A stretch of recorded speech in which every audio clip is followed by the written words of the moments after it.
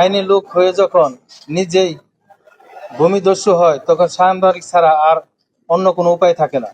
তাই বাধ্য হয়ে পুলিশের অতিরিক্ত ডিআইজি জাকির হোসেনের বিরুদ্ধে আমার এই সংবাদ সম্মেলন।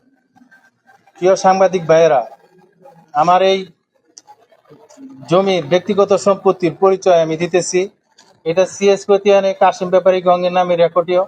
সে মারা যাওয়ার পরে তার ছেলে জাহাবক্সর নামে এস এ রেকর্ডীয়, তার জাহাবক্সর ছেলের নামে হয়।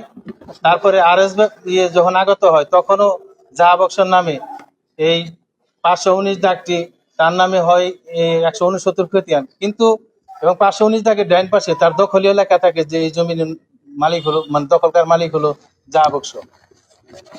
আমি এই জাহাবক্স প্রথমে 22.5% জমি মহল্লার কাছে বিক্রি করে এবং 25% জমি তার ছেলে শফিউদ্দিনের হেবা করে দেয়। আমি পরবর্তীতে 83 সালে মহারির ছেলে, মেয়ে, স্ত্রী সকলের কাছ থেকে আমি 22.5% জমি নেই এবং শফিউদ্দিনের কাছ থেকে 16% জমি ক্রয় করি এবং এই 43 বছর যাবৎ আমি এই সম্পত্তিটা ক্রয় করে ওইখানে বুক দখলে আছি। আমি ওইখানে মাটি ভরাট করে আপনার দোকানপাট করি এবং পৌর কর পরিশোধ করি। 10টা মিটারের মাধ্যমে বিদ্যুতের ব্যবস্থা করি।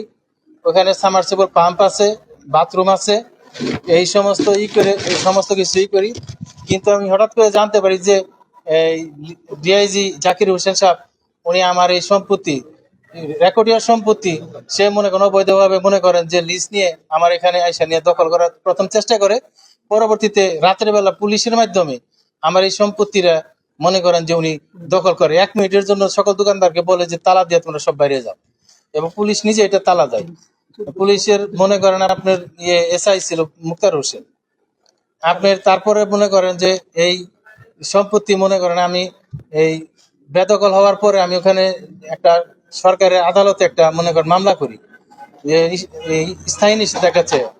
ওনারা সরকারের আদালতে আমাকে অস্থায়ী নিষেধাজ্ঞা আদেশ দিচ্ছে এবং 1 থেকে 3 নাম্বার পর্যন্ত। 1 নাম্বার লোক বিবাদী হলো জাকির হোসেন এবং অন্য শাহজাহান যারা আছে তাদের নামে বলছে যে আমার এই ব্যক্তিগত সম্পত্তির মধ্যে তারা যেন প্রবেশ না করে। সরকারের আদেশও তারা অমান্য করে আপনার ওখানে এখনো পর্যন্ত সে দখলে আছে। সে মনে করেন বলে যে আমার এই জমির মধ্যে যদি আমি যাই তাহলে সে আমাকে গুম করে ফেলবে। মামলার এমন বলে যে 4টা হত্যা মামলা তার আমি দিব। এবং আমার 4টা মেয়ে, এই মেয়েরা স্কুল কলেজে যায়, তারাও নিরাপত্তাহীনতায় ভুগতেছে। আমিও আমার এলাকার যারা লোক আছে তাদেরকে সে বলে যে এটা যদি সে ঠিক মতো জায়গা যদি নিয়ে বাড়াবাড়ি করে যদি ছেড়ে না দেয় তাহলে ওরা আমি গুম করে ফেলাম, আর লাশ কোনো খুঁজে পাবো না।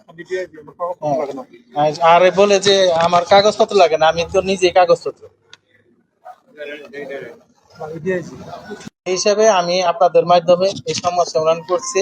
আপনাদের মাধ্যমে যেন আমি এই জমিটা ফেরত পাই এবং মাননীয় প্রধানমন্ত্রী আমার যেন জান এবং পরিবারের যেন নিরাপত্তা যেন ব্যবস্থা করে।